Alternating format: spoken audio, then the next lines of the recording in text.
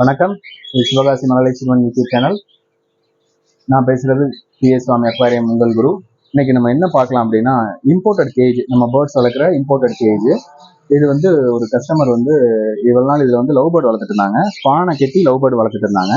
இப்போ வந்து love bird வேண்டாம், ஆப்பிரிக்கன் லவ் பேர்டு வளர்க்க போறேன் அப்படின்னு சொல்லி இந்த கேஜ் வந்து ஆப்பிரிக்கன் லவ் பேர்டு வளர்க்கறதுக்கு ஏற்ற மாதிரி செட் பண்ணி கொடுக்க சொல்லி சொன்னாங்க.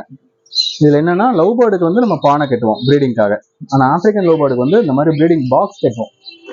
இந்த மாதிரி ப்ரீடிங் பாக்ஸ் தான் வந்து அதுக்காக ஸ்பேசியஸா இருக்கும். எதுக்காக பானையில இருந்து பாக்ஸுக்கு போறோம் அப்படின்னா, பாக்ஸ்ல வந்து பாத்தீங்கன்னா ஒரு 4 குஞ்சு 5 குஞ்சு பொறிக்குது அப்படின்னாலும் அந்த குஞ்சு எல்லாமே வளர்ந்து முழுசா அது பறந்து வெளியே வர வரைக்கும் அந்த அதுக்கு தேவையான ஸ்பேஸ் வந்து இந்த பாக்ஸ்ல இருக்கும். ஆனா பானையில வந்து அப்படி இருக்காது. பானை வந்து ரவுண்டா இருக்கனால இந்த இலைய சிக்கு முத பொறிக்கிற சிக்கெல்லாம் வந்து கொஞ்சம் வளர்ந்துரும். கடைசியா பொறிக்கிற சிக்கெல்லாம் என்ன ஆகும்னா, சரியா ஃபீட் வாங்க முடியாம அந்த பானையிலேயே மிதிப்பட்டு மூத்த குஞ்சு பேரண்டால மிதிப்பட்டு இறந்துரும். அப்ப 4 குஞ்சு வர இடத்துல 2 குஞ்சு தான் வரும். பாக்ஸ் வந்து அந்த மாதிரி கிடையாது. 4 சிக்கு இருக்குன்னா 4 சிக்குமே வர்ற அளவுக்கு அதுக்கு ஸ்பேஸ் இருக்கும். அந்த பேரண்ட்டுமே போய் அதுக்கு ஃபீட் பண்றதுக்கு எல்லாத்துக்குமே வந்து உள்ள அதுக்கு தேவையான ஸ்பேஸ் இருக்கும். ஸோ அதனால மேக்ஸிமம் நல்ல ப்ரீடிங் வேணும் அப்படின்னா சஜஷன் பண்றது வந்து பாக்ஸ் தான் பெஸ்ட். இப்போ இந்த பாக்ஸ் வந்து இந்த மாதிரி கேஜ்ல எப்படி ஃபிக்ஸ் பண்றோம் அப்படிங்கிறது வந்து பாக்குறோம். பொதுவாக அந்த மாதிரி கேஜ்ல வந்து நம்ம ஃபிக்ஸ் பண்றது ரொம்ப சிரமம் அப்படின்னு நினைப்பாங்க. ஆனா இதுக்கும் ஒரு சில வழிமுறைகள் இருக்கு. இதுல பொதுவாக வந்து இந்த மாதிரி இம்போர்ட்டட் கேஜ்ல சைட்ல வந்து இந்த மாதிரி ப்ரீடிங் பாக்ஸ் மாற்றுறதுக்காகவே ப்ரீடிங் டோர் கொடுப்பாங்க. இது ஒரு சில கேஜஸ்ல இருக்கும், ஒரு சில கேஜஸ்ல இருக்காது. இல்லைனாலும் பிரச்சனை இல்லை. நம்ம இருக்குதுன்னா எந்த மாதிரி மாட்டணும், இல்லைன்னா எந்த மாதிரி மாட்டணும் அப்படின்னு 2 டைப்புமே பார்ப்போம். இப்போ வந்து இருக்குது அப்படிங்கிறதுல எப்படி மாற்றோம்னு சொல்லி பார்ப்போம். இப்போ வந்து இந்த கேஜ் எடுத்துட்டோம் அப்படின்னா, இந்த ஆப்பிரிக்கன் ப்ரீடிங் பாக்ஸ் சைஸ் வந்து இந்த சைஸ் தான் வரும். இது வந்து பாத்தீங்கன்னா right side box, left side box அப்படின்னு சொல்லி 2 டைப்பாவே வரும்.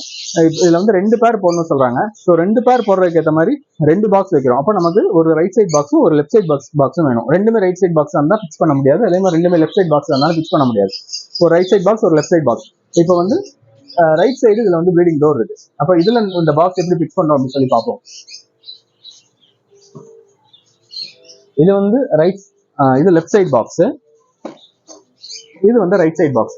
இந்த பாக்ஸ்ல இன்னொரு பெனிஃபிட் என்ன அப்படின்னா, உள்ள எக் லே பண்ணிருக்குதா, ஹேட்ச் ஆயிருக்கா, சிக்கு என்ன ஸ்டேஜ்ல இருக்கு, சிக்கு கரெக்டா ஃபீட் பண்ணுதா, இல்ல நம்ம சிக்கை எடுத்து ஹேண்ட் ஃபீட் பண்ணணுமா அப்படின்னு பாத்துக்கிறதுக்கு ஏற்ற மாதிரி சைட்ல வந்து ப்ரீடிங் டோர் இருக்கும், ஓப்பனிங் டோர். இது நம்ம ஓப்பன் பண்ணி உள்ள பேர்ட்ஸ் வந்து என்ன ஸ்டேட்டஸ்ல இருக்கு அப்படிங்கறது வந்து நம்ம வெளியா பாத்துக்கலாம். அது ஒரு பிளஸ். இப்போ வந்து இதுல வந்து இந்த ரைட் சைட் டோர் இருக்கு. ரைட் சைட் டோர்ல இந்த ரைட் சைட் பாக்ஸ் ஃபிக்ஸ் பண்ண போறோம். நோஸ் பிளேயர் எடுத்துங்க. ரைட் சைடு வந்து இந்த டோர் வந்து போர்டு அதுவா திறந்துடக்கூடாது அப்படிங்கறதுக்காக இந்த மாதிரி ஸ்ப்ரிங் கொடுத்துருப்பாங்க. முதல்ல நம்ம இந்த ஸ்ப்ரிங்கை வந்து ரிமூவ் பண்ணணும். இந்த டோர் இப்படி பிடிச்சிட்டு இந்த ஸ்ப்ரிங்கை இந்த ரைட் சைடு உள்ள ஸ்டிக்கை இப்படி இறக்கி இதுக்குள்ள விட்டுட்டோம்னா இது வந்து ஃப்ரீ ஆயிடும்.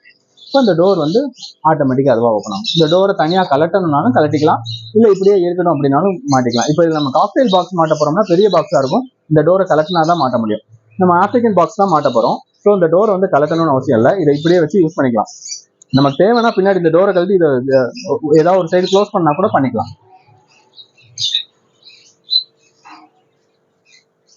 இப்போ இதுல மார்க்கர் எடுத்துங்க. இதுல வந்து இந்த பாக்ஸை வந்து ஃபிக்ஸ் பண்ண போறோம். இந்த பாக்ஸ்ல வந்து இந்த டைப்ல கொண்டு கொடுத்துருக்காங்க. இது வந்து இந்த மாதிரி திக்னஸ் கம்பியில மாட்டணும் அப்படின்னா தான் சரியா இருக்கும். இந்த ஊட கூடி கட் பண்ணக்கூடாது. இந்த கம்பியில இப்ப இங்க மாட்டணும் அப்படின்னா இங்கனக்குள்ள ஹோல் வரும். அப்ப இந்த இடத்த கட் பண்ண வேண்டியிருக்கும். ஸோ நம்ம அப்படி மாட்டோம்னா இந்த கேஜிக்கு வந்து நல்லது கிடையாது.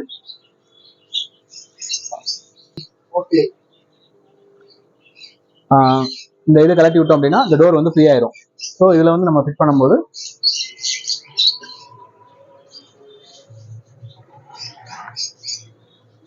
இங்கிட்ட வந்துக்கிறேன்.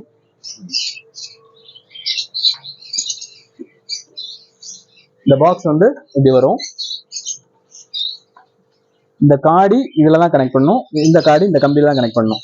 ஸோ இதுக்கேற்ற மாதிரி நம்ம வந்து முதல்ல என்ன பண்ணோம் அப்படின்னா, இதுல எந்த கம்பிக்கு சரியா வச்சு பார்த்துட்டு அங்கக்குள்ள வந்து மார்க் பண்ணோம். ஆல்ரெடி நான் இதுல வந்து கொஞ்சம் மார்க் பண்ணி கட் பண்ணிட்டேன் ஏற்கனவே. உங்களுக்கு பார்த்தா தெரியுதான்னு தெரியல. இந்த அங்கனக்குள்ள கட் பண்ணிருக்கேன்னா, இங்கனக்குள்ள கரெக்டா இதுக்கு நேரம் அங்கனக்குள்ள ஒரு கட்டிங், இதுக்கு நேரம் அங்கனக்குள்ள ஒரு கட்டிங். இதை கட் பண்ணியாச்சு. இதை கட் பண்ணி லேஸ் அந்த கம்பி வந்து துண்டா பிச்சிடக்கூடாது. நம்ம அமுக்கணும் பெண்ட் பண்ணோம் அப்படின்னா அந்த கம்பி தனியா வந்துடும். அப்படி வராம கீழே மட்டும் கட் பண்ணிட்டு இந்த பாக்ஸ் வந்து இப்ப அழகா ஃபிக்ஸ் பண்றோம். அப்படி அவ்வளவுதான், இறக்கியாச்சு. ஸோ ஃபிக்ஸிங் இந்த பாக்ஸ் அது வாட்டுக்கு இருக்கும். இந்த பாக்ஸை கலட்டணும்னா இப்படி தூக்கி கலட்டணும்னா சரியா இருக்கும். மற்றபடி இது இருக்கும். இது சேஃப். இப்போ நம்ம என்ன பண்றோம் அப்படின்னா, இப்போ இதுல வந்து அந்த போர்டு உள்ள போறதுக்கான வாசலுக்கு நேரா ஸ்பேஸ் இருக்கு. டோர் இருந்தனால டோர் ஓப்பனா இருக்கு. அது வந்து ஃபிக்ஸ் பண்ணியாச்சு.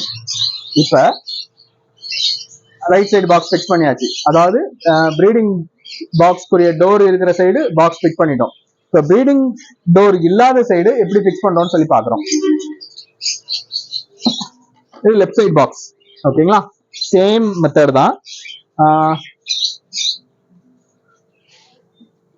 எங்கனக்குள்ள வைக்க போறோம் அப்படிங்கிறத பார்த்துட்டு அதுக்கேற்ற மாதிரி மார்க்கர் வச்சு இந்த இடத்துல மார்க் பண்ணிக்கிறோம். இந்த கம்பி கட் பண்ணணும். இப்போ ஆல்ரெடி கட் பண்ணிட்டேன் நான்.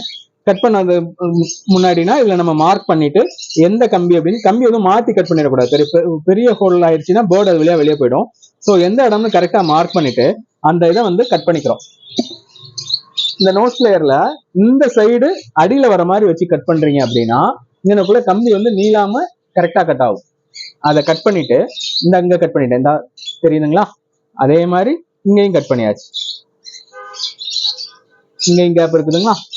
இப்போ இது வந்து கரெக்டா அந்த ஹோலுக்கு ஏற்ற மாதிரி நம்ம வச்சாச்சு. இப்போ இந்த பாக்ஸ அதில் ஃபிட் பண்றோம். பாக்ஸ் கரெக்டா நம்ம எந்த இடத்துல கட் பண்ணிருக்கோமோ அந்த இடத்துல ஃபிக்ஸ் பண்ணியாச்சு. இப்போ பாக்ஸ ஃபிக்ஸ் பண்ணியாச்சு. ஆனா இதுல போர்டு உள்ள போறதுக்கான பாதை கிடையாது.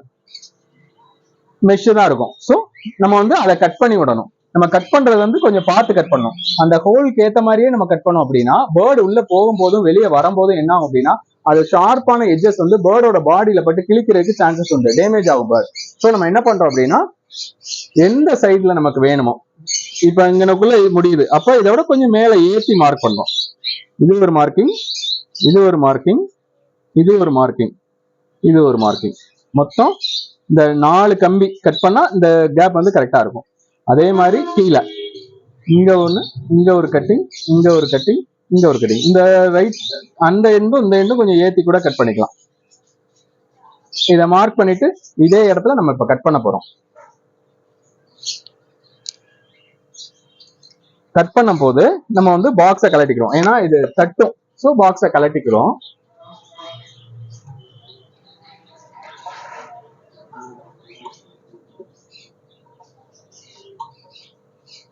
கட்டிக்கிறோம். மார்க் பண்ண இடத்துல கட் பண்றோம்.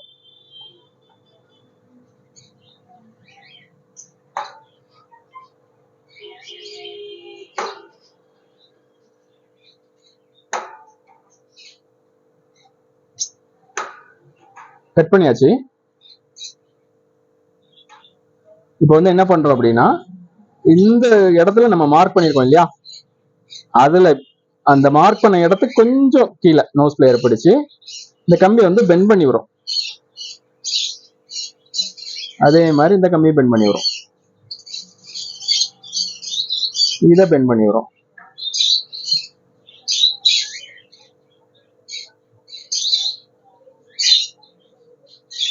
ஓகே, நாளையுமே பெண்ட் பண்ணி விட்டோம்.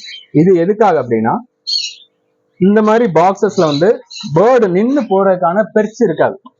அப்ப நம்ம இந்த மாதிரி கம்பி பெண்ட் பண்ணிட்டோம் அப்படின்னா கட் பண்றதுக்கு பதில் இப்படி பெண்ட் பண்ணி விட்டோம் அப்படின்னா பேர்டு வந்து இதுல நின்று இதுக்குள்ள உள்ள போறதுக்கு ஈஸியா இருக்கும், அதுக்கு கம்ஃபர்டபுளா இருக்கும். இப்ப பாக்ஸை ஃபிக்ஸ் பண்ணி பார்த்துருவோம் எப்படி இருக்குது. ஃபிக்ஸ் பண்ணியாச்சு. சூப்பர். பேர்டு வந்து இதுல ஏறி இதுல நின்று உள்ள போறதுக்கு சரியா இருக்கும். இது ஒரு நேரம் பேர்டை டேமேஜ் பண்ணும், ஏதாவது இது இந்த ஷார்ப் எட்ஜஸ் பண்ணும் அப்படின்னா இதை வந்து நம்ம பெண்ட் பண்ணி விட்டுக்கலாம். அவ்வளவுதான். இப்படிதான் பேர்ட் இப்ப நம்ம கேஜ்ல 2 சைடுமே வந்து ரைட் சைடு ஒரு பாக்ஸ் மாட்டியாச்சு, லெஃப்ட் சைடு ஒரு பாக்ஸ் மாட்டியாச்சு. இல்ல 2 பேர் ஆப்பிரிக்கன் பேரட் சூப்பரா வளர்க்கலாம். Thank you friends.